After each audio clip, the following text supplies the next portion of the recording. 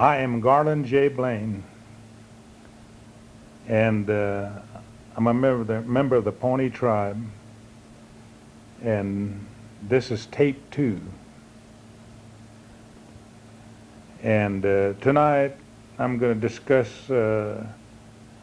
religious experiences among the Pawnees. To begin with, I shall tell about what most men did.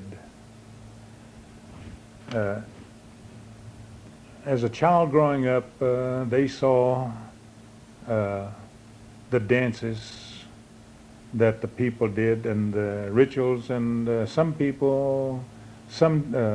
boys belonged to their families belonged to some of the dances and animal societies. And when a young man becomes of age and suddenly looks around and he's no longer a boy, and he feels his manhood and feels confidence, and there's something that he lacks. He has been told right from wrong, and has been living in the Indian culture, and has been living under the mores and what governs people. And suddenly he feels that there's something lacking, just as young men today. And they know that they want to get closer to God, and they want a vision. And so he talks to his father and mother, and they in turn prepare for him to leave in quest of a vision. And they choose a certain night which he will leave, and they'll have a small relatives and friends will gather, and this will be all a secret, of course, except to the immediate family. And they'll choose probably some older man that is very wise and respectable, and a large family. We believe that people from a large family are well off, what we call rich people, because God has given you a large family. So this old man will pray to Almighty God that this man is going to fast to some hallowed place and in quest of a vision. And usually after midnight, the young man will take off and go to this place.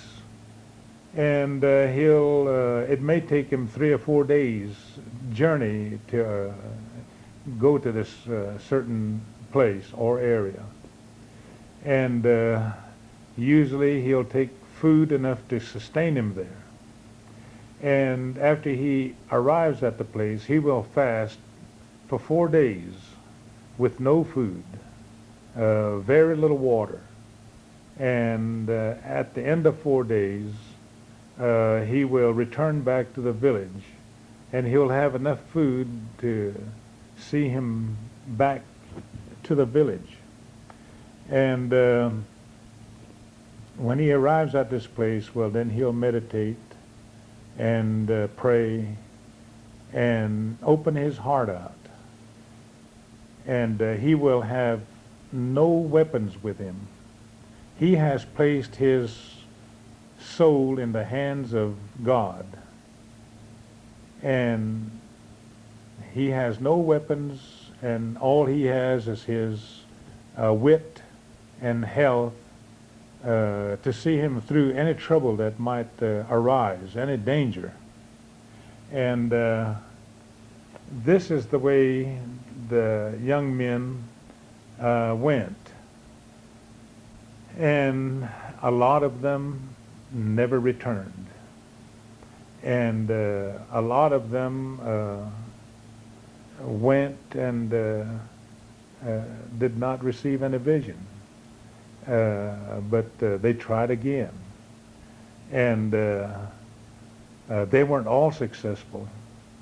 Now, this is not to say that only men received visions, because at times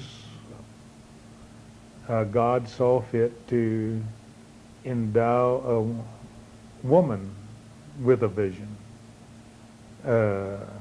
in which this was done. But usually it was at the village, maybe in her dream or near the village.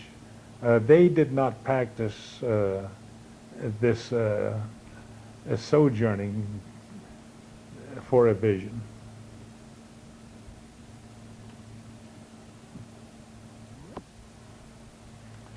Now, one might ask, what was a vision and what kind of visions did they receive? God spoke to these people sometimes through an animal, maybe through a buffalo. During this man's meditations, he may maybe have gone to sleep, or he may think he's awake, and a buffalo may come to him, maybe show himself, and maybe not speak directly to him, but something in the young man's mind would know what the animal has said to him.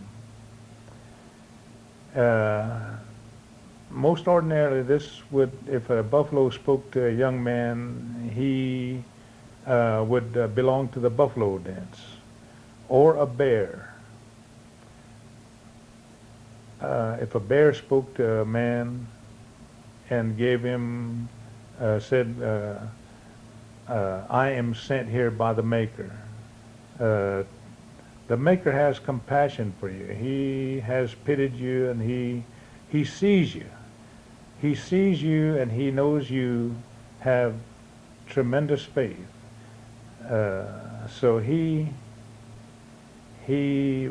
wishes to give you a few words, and through me, I will give you these words.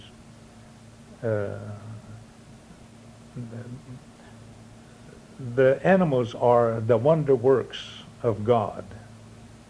And with this in mind, these young men most ordinarily received their visions from an animal. Whatever God wanted them to know. Now, they weren't all animals. There were birds. There were all types of things. In my family, there were two brothers. My grandfather, Wichita Blaine, his two uncles.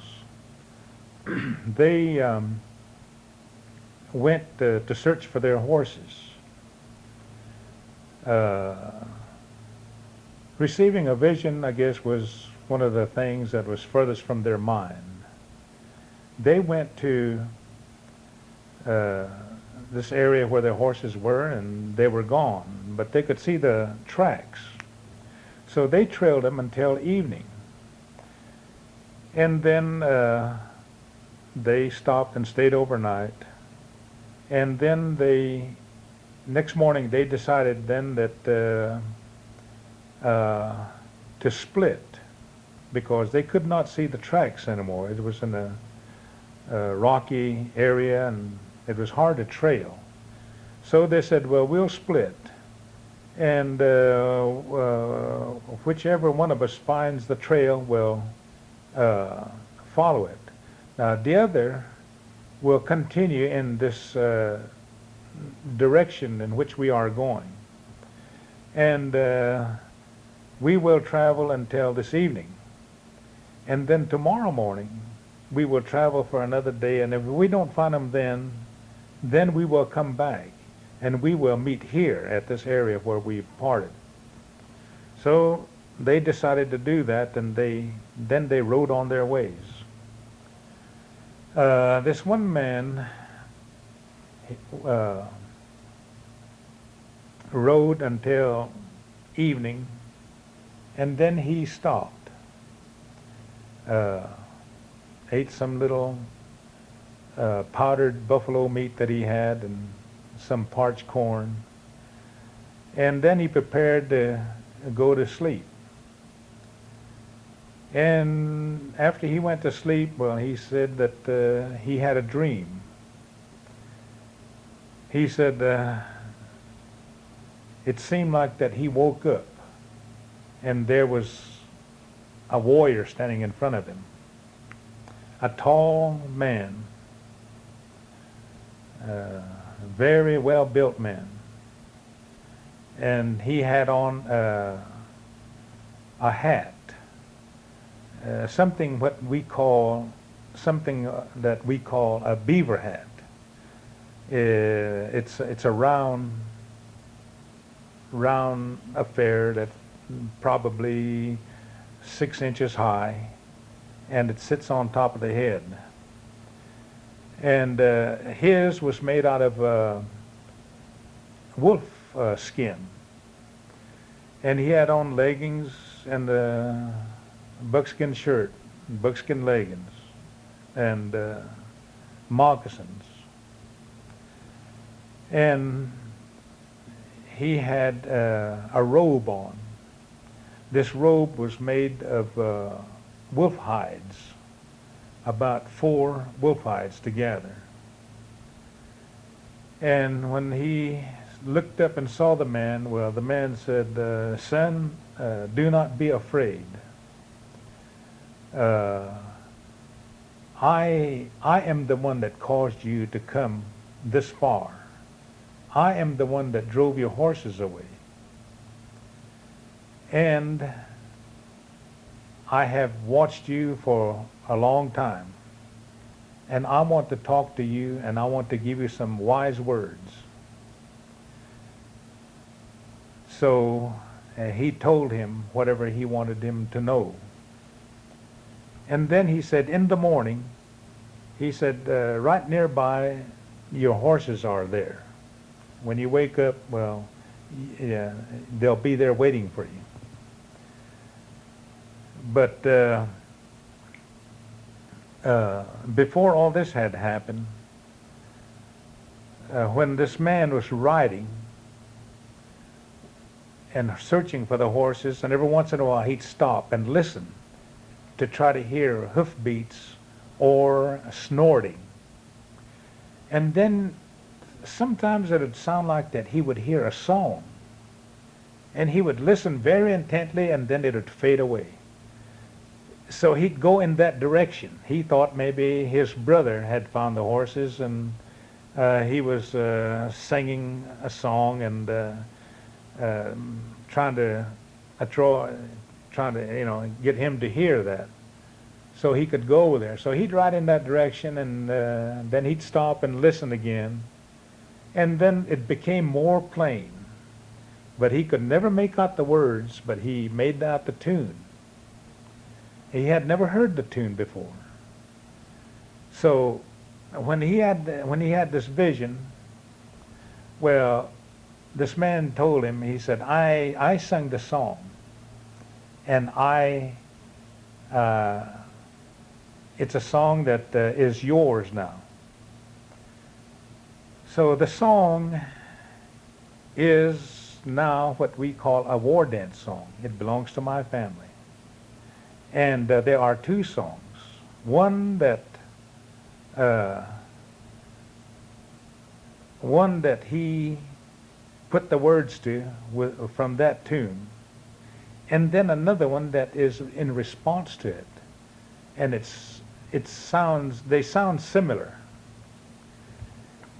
And this was an actual vision that one of a warrior of our family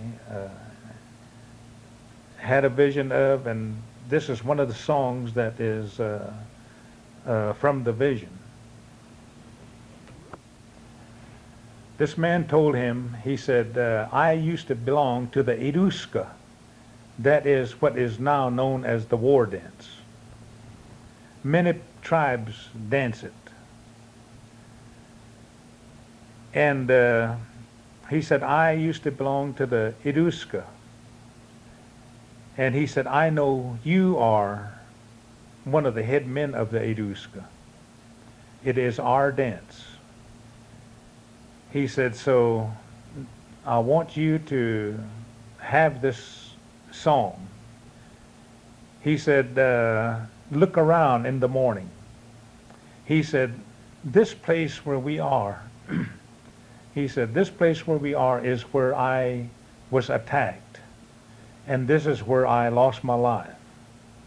He said, and you can look around. And he said, my ground is large. My ground is vast. And he said, when I was attacked here, he said, on the third day, they killed me. He said, the first 2 days, I killed many of them. He said, and if you look around real good, he said, you could see where I made stands, where I jumped around and slid and rolled when they'd attack me on their horses and try to run over me. And he said, you could see just like buffalo wallers, and where horses waller and make a little indentions in grounds. He said, if you see these places, this is where I made my stand. So this is just something that I want to pass to you. The first song goes like this. Hedo-e-no-de,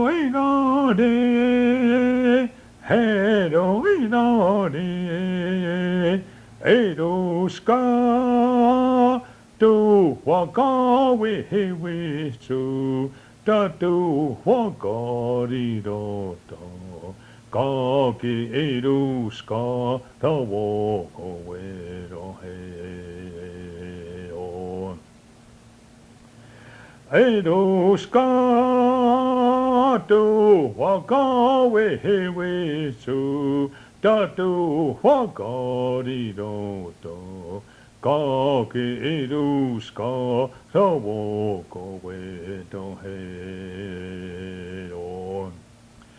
Hedo-e-no-de, hedo-e-no-de, edo-ska, do-wa-ga-we-he-we-su, da-do-wa-ga-di-do-do, ga-ki-edo-ska, da-wo-go-we-do-he-o.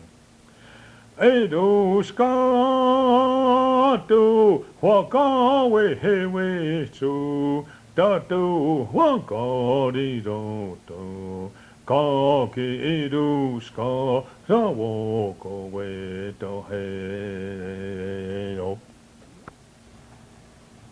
The words to that song are these: dear brother, Iruska, meaning what we now know as war dance. Iruska's voice is being heard. I am following the voice. It is not Iruska. The voice is the voice that I hear. When he was going and he could hear that voice, he thought it is his brother. That's why it says, dear brother, and then he would stop and listen, and he would seem like he could almost hear it, and then it would disappear. There was a little wind blowing, and so he would follow the sound. And then he finally stopped that evening, and he finally said, well, something's happening. This is not a voice that I'm chasing, that I'm following. It must be something else. It must be something supernatural. And it turned out to be a vision. So these are his words that he put in there.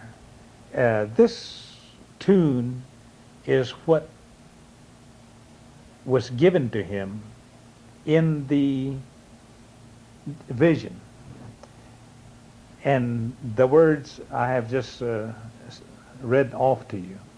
Now, the second song is similar, and he also puts his own words in there too, and I will sing it for you. The second song goes like this. Hawade waka, hawade waka, hey, hawade waka, hawade waka, hey, tatu waka di da da, hey, hawade waka, hey, hawade waka, hawade waka, hey, tatu waka di da da, hey, hawade waka, hawade waka, hey, hawade waka, hawade waka, hey, tatu waka di da da, hey, hawade waka, hey, hawade waka, hawade waka, hey, tatu waka di da da, hey. The words to that song is, again I hear him call, again I hear him call, again I hear him call, again I hear him call. I am following the voice. And you repeat this, but these are the words to that song. It's his response. It's his answer to the first song. And these two songs are not sung around Pawnee very much, only sometimes when I sing them. And they are, I don't think I've heard the tunes sung by any other tribe either. They're just not sung enough to somebody else to catch the tunes and make their own songs on them. Next, I will talk about the ghost dance of the Pawnees. Frank White a member of the Tsawi'i band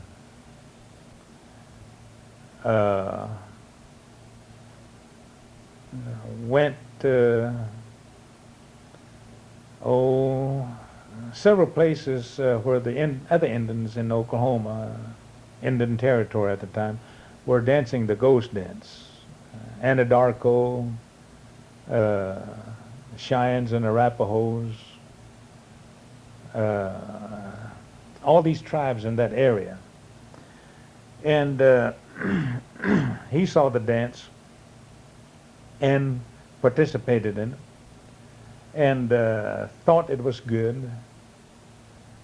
And so he, in the Indian way, he bought it and brought it to the Pawnees,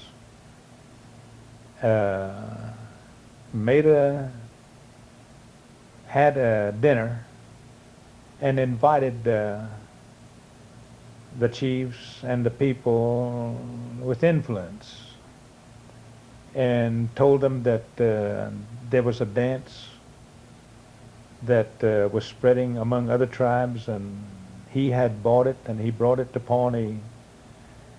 And he said, I want you to look at me, have compassion for me, pity me, and let me show you this dance and tell you about it. So they done this, and he told them that this dance was very religious, and that they could go into a trance if they had faith enough, and during their trances they would see a vision of something sacred and good, and might see your loved ones that has passed on. Well, the Pawnees had just come through a siege of smallpox and other illnesses, and from a large tribe, they were probably in the 1890s less than 1,000 people living. And there was this sadness among the tribe. They had the dances had more or less almost come to a standstill because they did not have enough people alive that knew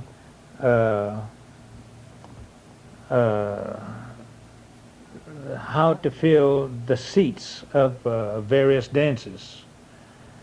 And so the Pawnees were trying to revive their dances, trying to get the people that had knowledge of the dances together and to revive them. And they were doing so pretty well. And at this time, the ghost dance was introduced by Frank White. And a lot of the people immediately turned to it.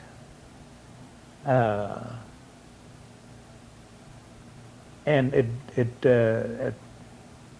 it became very fascinating to a lot of people, and they went and they watched, and they saw the people that were converted.